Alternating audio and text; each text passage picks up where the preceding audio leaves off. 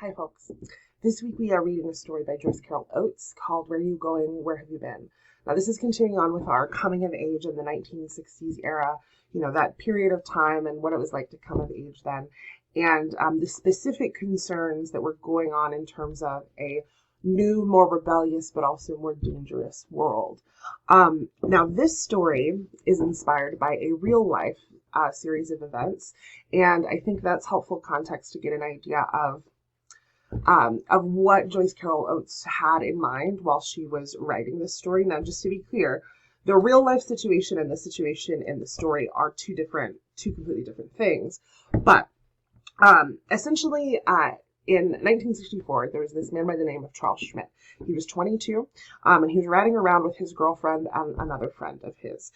He was known to be a bit of a troubled young person. And he says to his two companions, I want to kill a girl tonight. And he decides on Eileen Rowe. Eileen Rowe is 15.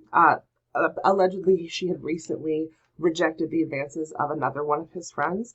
But he knew that she was the daughter of a single mother that worked nights. And so he knew that she was home alone. They went to her house and knocked on the door and sort of lured her, sweet talked her into getting into their car, his car with them, and under the guise of a double date, and drove her out into the desert where they then raped and murdered her. He buried her body out in the desert, and that was that.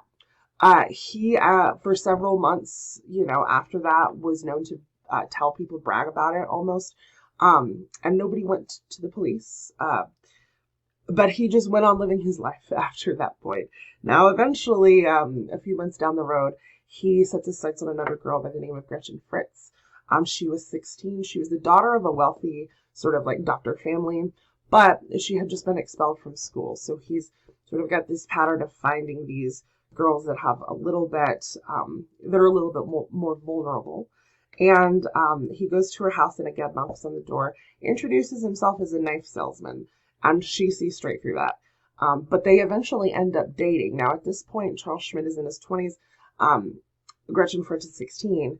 And he was known to sort of dress himself in a way and present himself in a way to where he looked younger to appeal to these young girls. So they start dating, and eventually he tells her about the murder of Eileen. He also takes her to the gravesite to show her where the body was buried. And eventually, Gretchen Fritz discovers in his journal the details of that murder, and allegedly he had written about murdering another person. Now, they had a really tumultuous sort of toxic relationship, obviously, but because she had this information on him, she would sort of, toss threats his way in fights and things like that. And eventually, Charles Schmidt ends up strangling her, Gretchen Fritz, when she was 17, and also her younger sister, who was 13. After that, he goes on living his life for a while. Now, he has a friend at this time who knows about Eileen, and he goes to this friend and shows him where the Fritz sisters are buried. He was, this was a crime of anger or passion. He was sort of in a hurry, and so he shows his friend this. Well, his friend starts to become increasingly concerned that Charles Schmidt is going to murder his girlfriend. So he doesn't go to the police. Instead, he leaves the state of Arizona. He goes to stay with his grandparents, tells them about the murders, and then leaves where they're at and sort of goes into hiding because he was that scared of Charles Schmidt. Charles Schmidt is arrested and put on trial for the murder of these three girls. And this was media sensation. He was all over the news. And famously, they did a huge profile on him in Life magazine. And this is what Joyce Carol Oates was reading when she was inspired to write about Arnold Friend in the story Where Are You Going? Where Have You Been? Now, you have to remember during this period of time that serial killing all of this was like sort of new to society. It wasn't like today where there's true crime and all of that sort of stuff all over the place. This was crazy news. And so he was given the name the Pied Piper of Tucson. Now, if you're not familiar, the Pied Piper is a folk tale about basically a guy who uses a flute to lure some rats out of town, and then they don't pay him, so he gets his revenge. But it's generally used as an allusion to refer to somebody who uses music to lure people to their doom. Now, Charles Schmidt was doing these things that he knew would be attractive and tempting to these young girls to get them into his car and, take them where he would.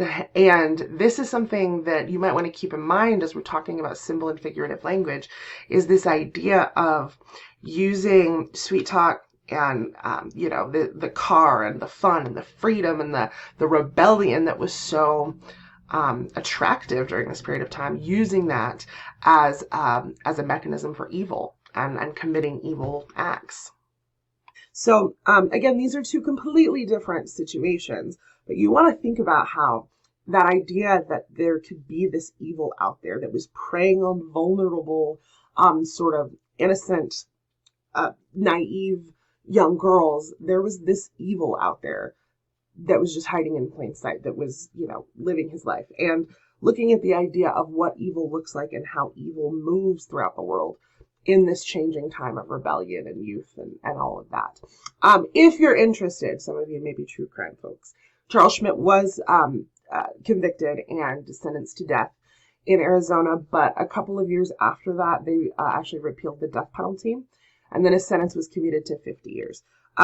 However, not that long into his stay in prison, he was murdered by another prisoner while he was in prison. So that's the end of the Charles Schmidt story. So I look forward to seeing what you have to say about this one.